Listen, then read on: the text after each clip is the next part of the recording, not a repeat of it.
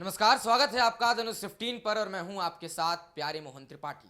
आपके खास कार्यक्रम दे घुमा के साथ मैं आज आप सभी के बीच और बड़ी बहस पर हमारे साथ हमारे कुछ सहयोगी पत्रकार जुड़ेंगे और हमारा मुद्दा होगा झारखंड के बेटी अंकिता को न्याय दिलाने का। बड़ा ही दुख के साथ कहना पड़ रहा है कि झारखंड की बेटी जो है वो हत्यारों के हत्थे चढ़ गई। कहना पड़ता है कि स्याही सूख नहीं पाती अखबारों की, नई खबर आ जाती है हत्यारों की। आपने देखा होगा किस प्रकार से अंकिता को पेट्रोल डालकर जलाकर मार दिया गया। और क्यों? क्योंकि एक तरफा प्यार था। मतलब एक तरफा प्यार आज के समय अगर न मिला तो आप किसी को जलाकर मार दोगे। कितना दुर्भाग्यपूर्ण विषय है। सरकार क्या कर रही है? हेमंत सोरेन की वहाँ पे सरकार है, प्रशासन क्या कर रहा है? मतलब ऐसा लगता है मानो कानून का भय लोगों के शरीर से समाप्त हो गया हो। हमारे साथ चर्चा के लिए इस मुद्दे पर देवाशीष और चरण सिंह राजपूत जुड़ रहे हैं, जो हमारे सहयोगी पत्रकार हैं, वरिष्ठ पत्रकार हैं। देवाशीष, जिस प्रकार से झारखंड में ये घटना हुआ, बड़ा ही निंदनीय घटना, एक छोटा सा विश्लेषण जल्दी से। बिल्कुल, देखिए जो घटना इस वक्त घटी है झारखंड में उसको शब्दों से बयान नहीं किया जा सकता है और ये घटना काफ़ी निंदनीय है, जिसकी जितनी इनकी निंदनीय सराहना किया जाए वो उतनी ही बहुत स्थिति खराब है। चर्चा तो इस वक्त हम कर रहे हैं अंकिता सिंह के बारे में, जो अब इस दुनिया में नहीं रही। लगातार उनके पूरे शरीर जो है वो 80% जला दिए गए आरोपी शाहरुख के द्वारा, और ये सिर्फ और सिर्फ एक तरफा प्यार का अंजाम हुआ। और 5 दिनों तक वो बेचारी जो है सूबे के सबसे बड़े अस्पताल रिम्स में ज़िंदगी और मौत के बीच लड़ती रही, लेकिन आखिरकार वो ज़िंदगी के जंग को हार गई और हारने के बाद वो अब इस दुनिया में हमारे बीच नहीं रही। लेकिन जिस सवाल को लेकर इस वक्त हम इस चर्चा पर आए हैं वो एक बहुत गहन मुद्दा है कि आखिर ऐसा क्यों होता है कि एक तरफा प्यार में लोग जो है वो इस हद तक गुजर जाते हैं कि लोग एक दूसरे की जान ले लेते हैं। तो बहुत अगर छोटा सा कि विश्लेषण किया जाए तो यही कह सकते हैं कि ये बहुत गलत हुआ। और हालांकि पुलिस इस पूरे मामले के प्रकरण को जांच इस वक्त कर रही है, और साथ ही साथ जो भी आरोपी है यानी कि शाहरुख और सलमान, दो आरोपी थे। वो दोनों जो है, एक छोटू जिनका नाम है, वो फिलहाल पुलिस ने उनको गिरफ्तार कर लिया है। हालांकि शाहरुख जो मुख्य आरोपी है उसकी गिरफ्तारी तो पहले ही दिन पुलिस कर चुकी उनकी गिरफ्तारी हो चुकी थी। और दूसरा जिसका वो मित्र था जिसने पेट्रोल दिया था शाहरुख को, उसकी भी गिरफ्तारी पुलिस ने कर ली है। और ताज़ा अपडेट और भी हैं, लेकिन उससे पहले हमारे साथ हमारे वरीय सहयोगी चरण सिंह जी भी हैं, और उनसे भी कुछ बहुत सवाल इस पूरे मुद्दे पर हम पूछ सकते हैं प्यारे। बिल्कुल, चरण जी हैं हमारे साथ। जिस प्रकार से आपने देखा होगा कि झारखंड में एक बेटी को, जो कि सो रही थी अपने घर में, और खिड़की के बाहर से उन हत्यारों ने पेट्रोल डालकर छिड़क कर जलाकर भाग उठे। कितनी नाकामियत है सरकार की और कानून व्यवस्था की। चरण जी, क्या कुछ कहेंगे इस मसले पर आप? देखिए मोहन, ये जो मामला है एक तरफा प्यार का, इसे मैं दूसरे रूप में लेता हूँ। सरकार और कानून तो जिम्मेदार है ही इस मामले में, लेकिन समाज बहुत बड़ा जिम्मेदार है। एक तरफा प्यार के मामले में मेरा प्रश्न है इस समाज से कि ये जो शाहरुख है, या इससे पहले भी इस तरह के बड़े मामले हुए हैं, सामाजिक स्तर पर इन लोगों का बहिष्कार क्यों नहीं होता है? और जिस परिवार के ये लोग हैं, ये वो लोग ऐसे लोगों को कैसे अपना लेते हैं, कैसे उनका बचाव करते हैं? एक तरफा प्यार वाले मामले में अपराधी किस्म का कोई व्यक्ति है, सनकी है, मानसिक रोगी है, यदि ऐसे लोग समाज में रहेंगे तो क्या आने वाले समय में इस तरह के मामले और नहीं होंगे?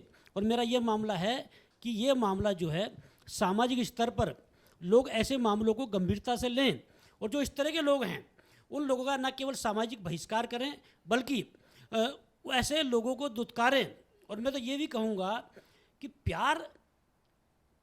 प्यार में यदि आप किसी को जलाकर मार दे रहे हो, उसमें प्यार कतई नहीं कह सकता हूँ। ये प्यार नहीं, ये ऐसे लोग हफ्सी लोग होते हैं, और हफ्सी ऐसे लोगों को समाज में रहने का कोई अधिकार नहीं है। और बड़ा दुर्भाग्य है इस देश का कि इस तरह के बड़े मामले होते हैं, और कुछ दिन सुर्खियों में रहते हैं, लोग फिर भूल जाते हैं, और इस तरह के लोग फिर से अपराध करने लगते हैं। ये स्थिति है प्यारे मोहन समाज की। बिल्कुल बहुत सही कहा चरण जी आपने कि कहीं ना कहीं इसमें समाज का भी एक हिस्सेदारी बनता है ऐसे घटनाओं में। लेकिन देखा गया कि लड़की 5 दिन तक तड़पती रही देवाशीष, बिल्कुल। और क्या स्वास्थ्य के लिए कुछ इंतजामात नहीं किए जा सकते थे? बिल्कुल किसी मैं तो जानता हूं कि एक पार्टी के जिला अध्यक्ष के बेटे को कहीं घूमने जाना हो तो हवाई जहाज की टिकट बड़ी तेजी से मिल जाता है। क्या उस बच्ची को जो 16 वर्ष की थी, मुझे लगता है 12वीं में पढ़ने वाली थी, उसके इलाज के लिए कोई नेता आगे नहीं आ सकते थे? दुर्भाग्यपूर्ण है देवाशीष। बहुत महत्वपूर्ण सवाल है। और देखिए, झारखंड को लगभग कई वर्षों से कवरेज किया है। अगर रिम्स की बात कर ले तो रिम्स एक ऐसा अस्पताल सूबे का है जिसकी लचर व्यवस्था जो है वो कई गरीब परिवारों का जान ले लिया है। मैं दूसरे की क्या बात करूं, मेरे खुद के फैमिली रिम्स में एडमिट थे और उनकी जान चली गई। और तो रिम्स की जो व्यवस्था है वो बहुत लचर है, वहाँ की स्थिति जो है वो बहुत लाचार व्यवस्था है वहाँ पर प्यारे। आप देखिएगा कि सूबे का सबसे बड़ा अस्पताल होने के नाते इस वक्त झारखंड के स्वास्थ्य मंत्री बन्ना गुप्ता हैं। बन्ना गुप्ता जमशेदपुर विधानसभा क्षेत्र से आते हैं, बड़े बड़े बात कहते हैं, बड़े बड़े वादे करते हैं, लेकिन आज तक उन्होंने झारखंड के स्वास्थ्य व्यवस्था को सुधार नहीं पाया है।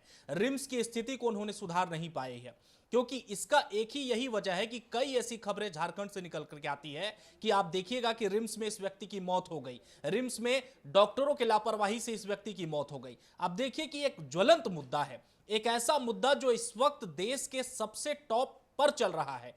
ट्विटर आप देखिए, ट्विटर पर शाहरुख नाम आप सर्च कीजिए, ट्विटर पर ट्रेंड कर रहा है। बड़ा सवाल यह है कि आखिर स्वास्थ्य व्यवस्थाएं क्या कर रही थी? क्या 5 दिन के लिए कोई अधिकारी वहां जा नहीं सकता? आपने बड़ी अच्छी बात कही कि एक विधायक के बेटे को कहीं जाना होता है या फिर विधायक को खुद एडमिट होना पड़ता है। आप देखिए कि कई ऐसी न्यूज में भी आप देखे होंगे कि कई ऐसे विधायक हैं, खुद शिक्षा मंत्री, वहां के झारखंड के खुद शिक्षा मंत्री, जब उनकी तबीयत खराब हुई थी तब वो बेंगलोर के सबसे बड़े अस्पताल में वहां पर चले गए थे इलाज कराने के लिए। क्या झारखंड की बेटी को वो बेंगलोर नहीं भेज सकते थे? बिल्कुल क्या झारखंड की बेटी को वो देश के सबसे बड़े अस्पताल में नहीं भेज सकते थे?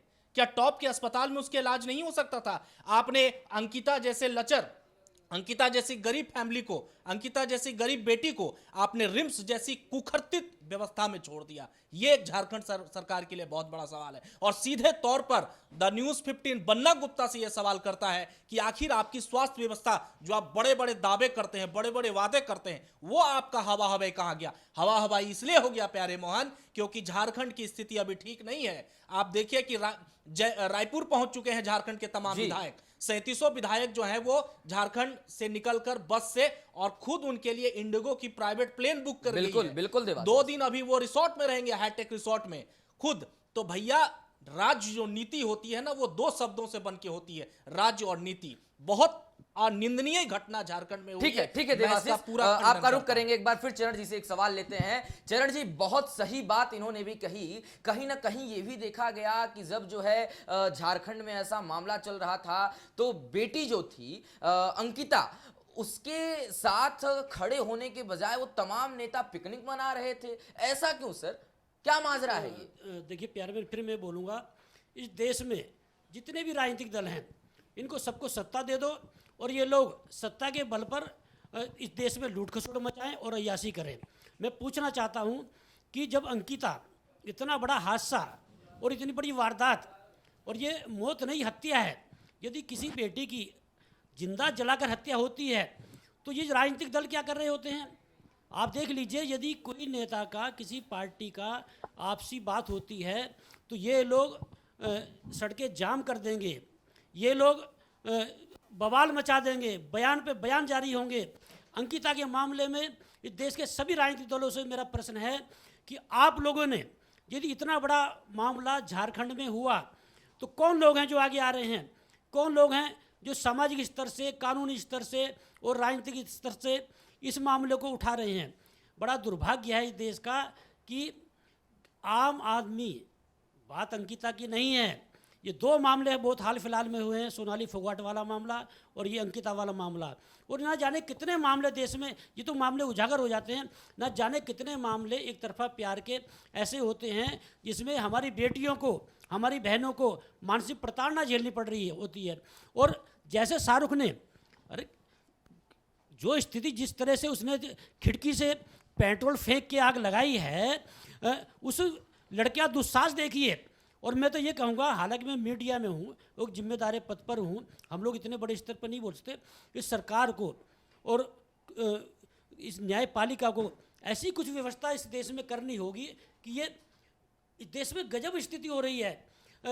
अपराध करते हुए इस देश का युवा वीडियो बनाता है और उस वीडियो को वायरल किया जाता है। बिल्कुल। ये क्या मानसिक, ये इस समय क्या मानसिक स्थिति है? इसका मतलब सीधा सीधा है, ये है कि देश के लोग कानून से नहीं डर रहे हैं, समाज से नहीं डर रहे हैं। और किसी समय में कानून से ज़्यादा डर समाज का होता था कि मेरे माँ बाप क्या कहेंगे, मेरी बहन, जो मेरी बहन है, यदि मैं किसी बहन के साथ ऐसा, किसी लड़की के साथ ऐसा कर रहा हूँ तो उसकी मेरे प्रति क्या धारणा होगी, मेरे समाज के लोग, मेरे परिचित लोग, मेरे यार दोस्त, वो क्या कहेंगे।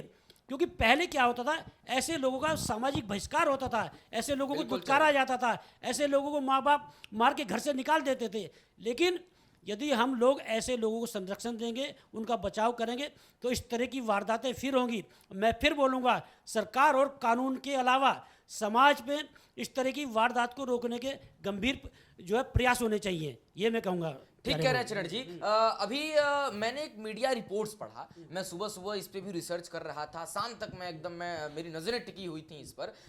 देवाशीष, मैंने देखा कि एक मीडिया रिपोर्ट में जो बन्ना गुप्ता हैं, स्वास्थ्य मंत्री हैं वहां के, झारखंड के, इन्होंने ये भी कबूल लिया कि कहीं ना कहीं चूक हुई है। एक पत्रकार है, बड़े बैनर के, मैं नाम नहीं लेना चाहूंगा, ना बैनर का ना पत्रकार का, उन्होंने जब सवाल किया तो उन्होंने कहीं ना कहीं कहा है कि थोड़ा चूक हुआ है। थोड़ा चूक कैसा, मुझे तो समझ में नहीं आ रहा कि इतनी बड़ी मामले पर ये अभी भी शर्म नहीं है इनको, कह रहे हैं थोड़ा चूक हुआ। जिस तरह से चरण सर ने कहा कि राजनीतिक पार्टी किसी भी प्रदेश में कोई हो, उनको कोई फर्क नहीं पड़ता है। आप देखिएगा कि जिस राज्य में, जिस प्रदेश में जब घटना घट जाती है तब वो बवाल मचता है। आप बताइए कि बाबूलाल मरांडी, जो वहां विपक्ष के नेता हैं, झारखंड के पहले मुख्यमंत्री रह चुके हैं, उनके ट्वीट को थोड़ा देर पहले मैं पढ़ रहा था, वो आरोप लगा रहे हैं सत्ता पक्ष पे लोग। लेकिन मैं बाबूलाल मरांडी से ये कहना चाहता हूं, ये पूछना चाहता हूं कि जब रिम्स में अंकिता एडमिट थी तब उसे आप देखने क्यों नहीं गए? क्यों ना कोई भारतीय जनता पार्टी का नेता उनको देखने के लिए गया? आज झारखंड में जेएमएम और कांग्रेस की सरकार इस वक्त है, उनको तो चलो ठीक है, पिकनिक मनाने से फुर्सत नहीं मिली। हेमंत सोरेन महिला विधायकों के साथ सेल्फी ले रहे थे बस में, पिकनिक मना रहे थे। झारखंड रांची से 30 किलोमीटर दूर आपको है, वहां डैम है एक, उस डैम पर पूरी बस के बस जाती है। मैं उसके अनुमानित अगर खर्च की बात कर लूं तो उस पूरे पार्टी में 4.5 करोड़ रुपया की खर्च आई है। बिल्कुल, शर्म आनी चाहिए। और देखिए कि खुद वहां के सूबे के मुखिया वो सेल्फी ले रहे हैं, लेकिन उसी सेल्फी के दौरान कोई, क्या उनका मंत्री, कोई उनका विधायक, क्या उस बेचारी बेटी को देखने अस्पताल नहीं जा सकता था? क्या बाबूलाल मरांडी या भारतीय जनता पार्टी जो इस वक्त वहां विपक्ष में बैठी है, उनका कोई विधायक, कोई नेता, कोई कार्यकर्ता बेटी को देखने नहीं जाता था? आप जब घटना हो जाते हैं तब आप राजनीतिक रोटियां सेकते हैं। तो ये जनता है, जनता को बेवकूफ मत बनाइए कोई राजनीतिक पार्टियां।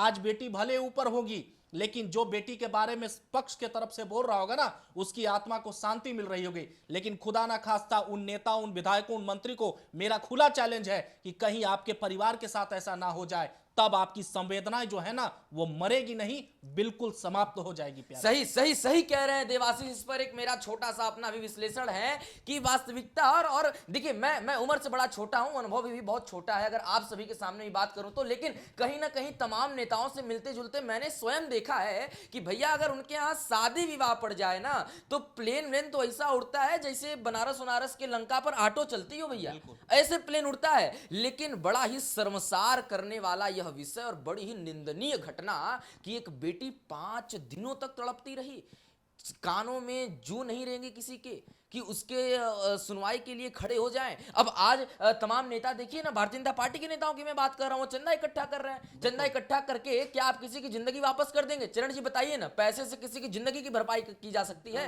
क्या मजाक है ये देश में? देखिए, मैं फिर बोल रहा हूँ, ये जितने भी राजनीतिक दल हैं ये राजनीतिक मुद्दा ढूंढते हैं। और देख लीजिए, आप भारतीय जनता पार्टी को देख लीजिए, आप भारतीय जनता पार्टी की बात कर रहे हैं तो उनके उस बेटी के माँ पिता की क्या मनोस्थिति होगी, उसके परिवार की क्या स्थिति होगी, वो किस किस दहशत के माहौल में रह रहे होंगे, उनसे उन्हें कोई मतलब नहीं है। वो लव जिहाद से इस मुद्दे को जोड़ के देख रहे हैं, मतलब उन्हें राजनीतिक रोटियां सेकनी है। जितने भी राजनीतिक दल हैं इनकी संवेदनाएं बिल्कुल मर चुकी हैं और समाज में इस समय कम से कम अब तो जागरूक होना चाहिए और समाज में आपस में मिलजुल के जो अपराधी प्रवृत्ति के युवा हैं, अपराधी प्रवृत्ति के लोग हैं, उनका दुत्कारना चाहिए, उन्हें सज़ा की मांग करनी चाहिए। और जो इसी तरह के जो सनकी युवा हैं, मैं पूछना चाहता हूं कि यदि अंकिता का मर्डर हुआ है, आग में जिंदा जलाई गई है, एक तरफा प्यार करता था शाहरुख और उसका पड़ोसी था, तो ये मामला एकदम नहीं हुआ है, एक पृष्ठभूमि बनी होगी और वो लड़का लगातार परेशान कर रहा होगा। तो जो वहाँ के आसपास के लोग थे, परिजन थे, क्या उन लोगों को पता नहीं था? ये सीधा सीधा मामला जो है वहाँ के रहने वाले लोगों की लापरवाही का भी है। और उस बेटी को कितनी मानसिक प्रताड़ना झेलनी होगी, ये भी आप कल्पना कीजिए प्यारे मोहन। सही सही कह रहे हैं चरण जी। और कहीं ना कहीं बड़ा दुखद विषय हो जाता है। और झारखंड में ये पहली दफा नहीं है, ये कई बार हो चुका है। और झारखंड नहीं, पूरे देश की बात कर लें तो मुझे तो एक बात नहीं समझ में आती कि कैसी कानून व्यवस्था है। कानून व्यवस्था से लोगों को भय क्यों नहीं होता है? मुझे तो आज तक ये नहीं समझ में आ पाया। कानून व्यवस्था को इतना तगड़ा कर दीजिए कि कोई एक बार कल्पना भी करे ऐसे वारदातों को अंजाम देने के लिए तो उसका रूह कांप जाए। लेकिन कभी ऐसा देवाशीष होता ही नहीं है। मतलब मुझे तो लगता है कि जब ऐसी घटनाएं हो जाएं, कुछ दिनों तक की चर्चा में रहती हैं। तमाम वो नेता पक्ष विपक्ष जो पक्ष में है, सत्ता में बैठे, कह देंगे भैया चूक हो गई, विपक्ष वाले लगेंगे चंदा बटोरने, नारेबाजी करने पहुंच जाएंगे, कुछ दिनों तक सुर्खियों में आ जाएंगे। और इसको भी मतलब घिनौनी मानसिकता देखिए कि ऐसे खबरों पर भी, ऐसे निंदनीय घटनाओं पर भी वो अपनी राजनीति पड़ोड़ने लगते हैं। और देवाशीष एक चीज और कह दूं कि कहीं ना कहीं ये बड़ा दुखद हो जाता है देखना कि राजनीतिज्ञ इसमें भी अपना पैर पसारने लगते हैं और कुछ दिन तक सुर्खियों में रहेंगी खबरें, पत्रकार भी दिखा देंगे, बड़ी बड़ी बैनर इसे चिल्लाने लग जाएगी, कुछ दिन बाद सारा कुछ समाप्त हो जाएगा और फिर कानून भय का सत्यानाश हो जाएगा। क्या है ये? जो आरोपी है शाहरुख, आप देखे होंगे उसकी तस्वीर, जब उसको गिरफ्तार करके पुलिस जो है वो लेकर जा रही थी, उसके चेहरे पर जरा सी भी सिकज नहीं है, उसके चेहरे पर जरा सी भी ये फिक्र नहीं है कि मैंने किसी को मार दिया है, मैंने किसी को जला दिया है। तो ये आप देखिए कि आप कानून व्यवस्था का अंदाजा आप इसी से लगा सकते हैं, किस तरह से सूबे में कानून की लचर व्यवस्था है, इससे आप अंदाजा इसी से लगा सकते हैं कि आरोपी पुलिस के गिरफ्त में है, आरोपी के हाथों में हथकड़ी लगा है, लेकिन फिर भी आरोपी को उस पर कोई फर्क नहीं पड़ता है, आरोपी पर उस पर कोई असर नहीं पड़ता है। आखिर आप देखिए कि यही एक लचर व्यवस्था का निशान है, जिससे कि ये पूरी व्यवस्था जो है वो झारखंड के लिए बड़ी चुनौती प्यारे मोहन इस वक्त साबित हो रही है। चलिए ठीक है देवाशीष, आप बिल्कुल सही कह रहे थे। हमारे साथ जो है देवाशीष और चरण सिंह जुड़े हुए थे, हमारे सहयोगी, और लगातार इस विशेष मुद्दे पर जो है हम बातचीत कर रहे थे अपने द न्यूज़ 15 के न्यूज़ रूम से। और हम दिन प्रतिदिन आपके बीच आएंगे ऐसे ही विशेष मुद्दों को लेकर के, ऐसे ही चर्चाओं को लेकर के। और तब तक ये डिबेट जारी रहेगा, तब तक ये बहस जारी रहेगा, जब तक उस बच्ची को न्याय न मिल जाए। बड़ा दुख होता है ऐसा सब देखकर कि हमारे देश में क्या से क्या हो रहा है। कोई मतलब बड़े बड़े घटनाओं को लोग अंजाम दे रहे हैं, लेकिन सरकार फेल है। केवल विज्ञापन छपवाना है, राजनीति करना है, चंदा बटोरना है, नारेबाजी करना है, प्रदर्शन करना है, भैया कुछ नहीं होगा। राजनीति छोड़िए, जनप्रतिनिधि मतलब होता है कि जो जनता की वास्तविकता में प्रतिनिधि करता हो, उससे हम सही मायने में जनप्रतिनिधि करते हैं। तो मेरा भी उन तमाम आला अधिकारियों से, उन विधायकों से, उन मंत्रियों से निवेदन है कि सत्ता में बैठ के मलाई चाटने का काम छोड़िए, जमीन पर आकर काम करिए और न्याय व्यवस्था को सुदृढ़ करिए, तब जाके आपका नाम होगा, आपकी सरकार का नाम होगा। फिलहाल आज के लिए बस इतना ही। कल फिर इसी मुद्दे पर तीखी बहस के साथ हम आप सबके बीच जुड़ेंगे और देखते रहिए आप द न्यूज़ 15 और बने रहिए हमारे साथ। नमस्कार।